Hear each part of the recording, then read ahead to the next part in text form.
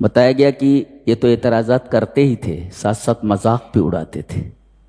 یہ بہت خطرناک چیز ہوتی ہے، ایک ہے اعتراض کرنا اور ایک ہے سر عام مذاق اڑانا کسی نبی کا۔ بتایا گیا یہ ہمارے نبی کے ساتھ بھی ہو چکا ہے، مارا بھی گیا ہے اور مذاق بھی اڑایا گیا۔ وَإِذَا رَأَوْكَ يَتَّخِذُونَكَ إِلَّا هُزُوًا، اور جب آپ کو یہ دیکھتے ہیں تو آپ کو مذاق بنا لیتے ہیں۔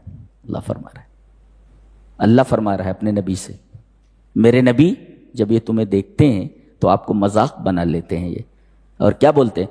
اَهَذَا الَّذِي بَعَثَ اللَّهُ رَسُولًا، اس کو اللہ نے رسول بنایا ہے۔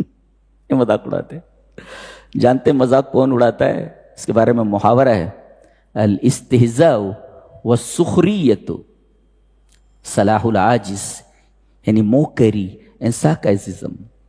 موکری and sarcasm is the weapons of helpless. جی، کوئی آدمی ہیلپ لیس ہو، مجبور ہو جائے، کچھ کر نہیں سکتا، وہ مذاق اڑاتا ہے۔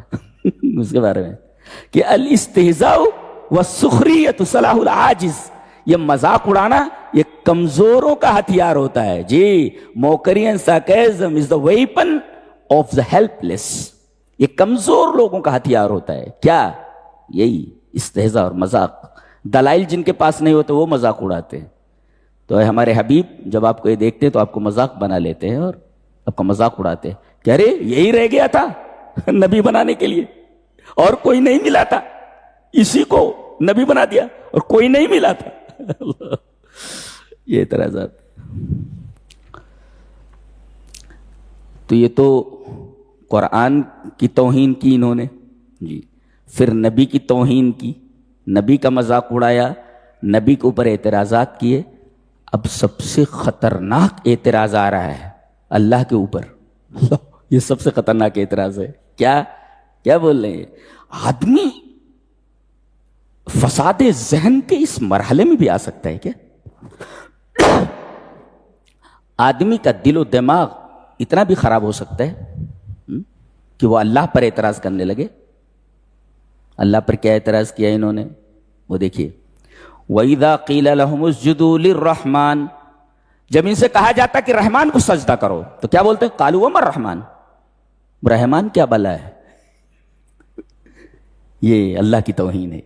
جب ان سے کہا جاتا ہے رحمان کو سجدہ کرو، جی، تو یہ کہتے ہیں وَمَا الرَّحْمَنُ، which is Rahman, what is رحمان، رحمان کیا ہے؟ یہ بولتے ہیں۔ یہ دیکھیں، یہ توہین ہے اللہ تبارک و تعالیٰ کی۔ یہ حال ہے قوموں کا۔ اللہ نے کہا ٹھیک ہے، تم یہ جاننا چاہتے ہو کہ رحمان کون ہے، تو ہم رحمان کون ہے اس کو بتانے کے لیے ہم عباد الرحمان کو پیش کر دے رہے ہیں۔ جی جی جی جی، ان کو اگر دیکھ لو تو معلوم ہو جائے گا میں کون ہوں۔ آگے وہی بات کہے گی، وَعِبَادُ الرَّحْمَنِ الَّذِينَ يَمْشُونَ عَلَى الْأَرْضِ هَوْنًا وَإِذَا خَاطَبَهُمُ الْجَاهِلُونَ قَالُوا سَلَامًا۔ یہ بہت سارے اوصاف ان کے بتائے گئے۔ کن کے؟ عباد الرحمان کے، جو رحمان کے بندے ہیں۔ اگر تم جاننا چاہتے ہو کہ رحمان کس کو کہتے ہیں تو رحمان کے بندوں کو دیکھ لو، پتہ چل جائے گا رحمان کس کو کہتے ہیں۔ اللہ تعالیٰ نے ان کے جواب میں یہ فرمایا کہ اگر رحمان کو جاننا چاہتے ہو نا، تم کہتے ہو رحمان کون ہے، کیا ہے رحمان، اس کو جاننا ہے تو یہ دیکھو رحمان کے بندے کون ہیں، وہ دیکھ لو، وہ بتایا گیا، جواب دیا گیا۔ یہ کون ہوتے ہیں دیکھو، وَعِبَادُ الرَّحْمَنِ الَّذِينَ يَمْشُونَ، اور ان کے سوال کے جواب میں یہ جو بات کہی جا رہی ہے وہ بھی تبارکہ سے شروع کی جا رہی ہے، تیسرا تبارکہ ہے، اس کے بعد یہ کہا جا رہا ہے وَعِبَادُ الرَّحْمَنِ الَّذِينَ يَمْشُونَ عَلَى الْأَرْضِ هَوْنًا۔ پہلی چیز تو یہ زمین پر بہت نرمی سے چلتے ہیں، یعنی ان کے چلنے میں تکبر نہیں ہوتا۔ جی، ان کے چلنے میں تکبر نہیں ہوتا۔ اور کسی نے کہا ہے کہ انتبہ لخطواتک فإن مشیتک لغۃ، ذرا چلنے میں ہوشیار رہو، اس لیے کہ تمہاری چال بھی ایک لینگویج ہے۔ جی، چال ایک زبان ہے، وہ بتاتی ہے کہ تم کون ہو۔ تمہاری چال سے پتہ لگ جاتا ہے تمہارا کردار کیا ہے، یعنی گویا کہ آدمی کی چال اس کے کردار کی غماز ہے، کردار کو بتاتی۔ اچھا اس کے بعد یہ کہا جائے جب یہ مخاطب ہوں تم سے تو سلام کر کے گزر جاؤ. سوال کیا گیا، ایک مفسر کہتا ہے کہ پہلے چال کا تذکرہ کیا گیا جی، اور پھر اس کے بعد سماعت کا تذکرہ کیا گیا جی. کیوں ایسا؟ اس لیے کہ آدمی دور ہی سے نظر آتا ہے، یرا من بعید، دور سے نظر آ جاتا ہے، دور سے. اور آدمی جب بولتا ہے سننے کے لیے، جب مخاطب ہوتا ہے کوئی جاہل بات کرنے کے لیے تو قریب ہو تو سنتا ہے جی. تو بالمقابل چلنے کے، دکھائی دینے کے، یہ سننا جو ہے یہ قریب ہوتا ہے. تو ابعاد کا تذکرہ پہلے کیا گیا اور اقرب کا بعد میں.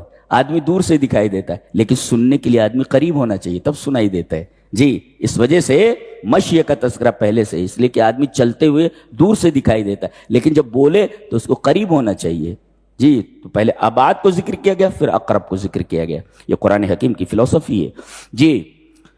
وعباد الرحمن الذین، زمین پر بڑی نرمی سے چلتے ہیں. خلاصہ یہ کہ یہ ایسے بندے ہیں کہ الذین لا یفصلون بین العبادت والاخلاق، عبادت اور اخلاق میں فرق نہیں ہوتا ان کے جی. یعنی اللہ سے بھی ان کا گہرا تعلق ہے اور بندوں سے بھی بڑا گہرا تعلق ہے. یہ خصوصیت ہے ان کی. وہ پوری کی تفصیل آگے آ رہی ہے. رات میں کیا کرتے ہیں؟ تہجد پڑھتے ہیں. والذین یبیتون لربہم سجدا وقیاما. میں کہتا ہوں ہر گھر میں اگر سارے لوگ تہجد گزار ہو جائیں، نمازی پرہیزگار ہو جائیں، تمام مسلمان جو اپنے آپ کو مسلمان کہتے ہیں، دوسرے دن ان کی تقدیر بدل جائے. کہتے ہم مارے جا رہے، پوری دنیا میں ہماری کوئی وقات نہیں. ارے تم خود اس لائق ہو، تم خود لات جوتے کے لائق ہو، تم تو لات جوتے کھاؤ. والذین، یہ وہ لوگ ہیں صحرا نشین تھے، بکریاں چرانے والے، اونٹ چرانے والے. ان کو پوری دنیا دے دیجیے. 57 ممالک ہیں، سب صحابہ کے دیے ہوئے ہیں جن کو سنبھال نہیں پا رہے ہیں لوگ. والذین یبیتون، یہ سب دے کر کے گئے ہیں. یہ ہیں عباد الرحمن. والذین یبیتون لربہم سجدا وقیاما، ان کی رات گزرتی ہے سجدے میں اور قیام میں. اور در حقیقت وہی وقت ہوتا ہے مانگنے کا. آدمی رب کے سامنے روئے، گڑ گڑائے، کوئی آس پاس نہیں، وہ ہے اس کا رب. میں کہتا ہوں کون سی دعا جو قبول نہیں ہوتی؟ کون سی دعا؟ وہ تو کرتے نہیں ہو، وہ تو کرتے نہیں ہو تم. والذین یبیتون، یہ رات کا حال ہے. اچھا، اور ساتھ ساتھ دعا کرتے ہیں یہ اے ہمارے رب ہمیں جہنم سے بچا لینا. جی جی. اور دن میں کیا کرتے ہیں؟ والذین اذا انفقوا لم یسرفوا ولم یقتروا وکان بین ذلک قواما. خرچ کرتے ہیں تو اسراف نہیں کرتے جی. خرچ کرتے ہیں تو اسراف نہیں کرتے. آج پیسہ آ جائے تو آدمی ہر گناہ کرنے کے لیے تیار ہو جاتا ہے، ہر گناہ کرنے کے لیے تیار ہو جاتا ہے. کسی کو ناحق قتل نہیں کرتے، اللہ کے علاوہ کسی کو پکارتے نہیں. 4 سال شادی کے بعد اگر بچہ پیدا نہیں ہوا تو بابا کا کوئی مزار چھوٹتا نہیں ہے. یہ والذین لا يدعون مع اللہ الہا آخر ولا يقتلون النفس التي حرم اللہ الا بالحق. اللہ کے علاوہ کسی کو پکارتے نہیں، کسی سے مانگتے نہیں، ناحق کسی کو قتل نہیں کرتے. اگر معاملہ آ جائے جی ناک کا تو آدمی مرڈر کرنے سے بھی نہیں چوکتا.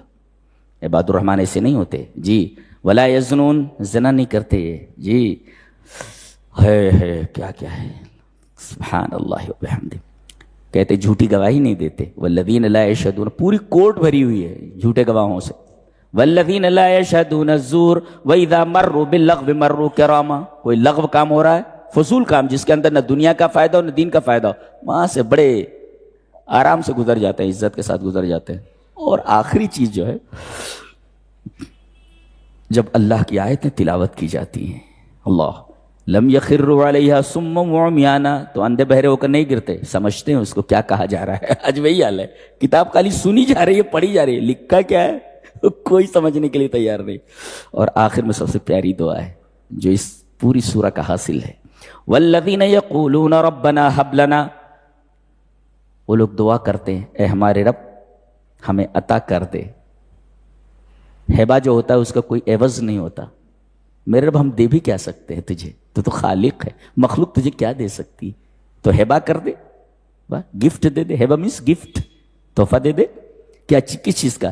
من ازواجنا و ذریاتنا قرۃ اعین، بیوی ملے تو آنکھوں کی ٹھنڈک، بچہ ہو تو آنکھوں کی ٹھنڈک. یہ دونوں کے دونوں دماغ کے لیے ٹینشن بن گئے ہیں جی. بیوی بھی دماغ کے لیے ٹینشن ہے، اور بیٹے بھی، بچے بھی دماغ کے لیے ٹینشن ہے جی. کہہ رہے ہیں ایسی بیوی دے جو آنکھوں کی ٹھنڈک ہو، اور ایسی اولاد دے جو آنکھوں کی ٹھنڈک ہو. وَجْعَلْنَا لِلْمُتَّقِينَ إِمَامًا، ہمارے پورے خاندان کو، بچوں کو، بیویوں کو، مجھے اس طریقے سے بنا دے کہ دوسرے لوگ ہماری اقتدا کریں، ایسے ہم نیک رہیں کہ ہماری نیکی کے پیچھے چلیں. اللہ، یہ دعا ہے، بڑی پیاری دعا ہے. آخر میں یہ کہا جا رہا ہے کہ اگر تم اللہ کی عبادت نہیں کرتے، اللہ سے دعا نہیں کرتے، تو اللہ کو تمہاری کوئی پرواہ نہیں. قل ما یا، اللہ فرماتا ہے ڈونٹ کیئر، بالکل بھی نہیں، مجھے کوئی پرواہ نہیں ہے تمہاری. قل ما یعبأ بکم ربی لولا دعاؤکم، اگر تم اللہ سے نہ مانگو تو اللہ کو تمہاری کوئی پرواہ نہیں ہے، بالکل کوئی پرواہ نہیں.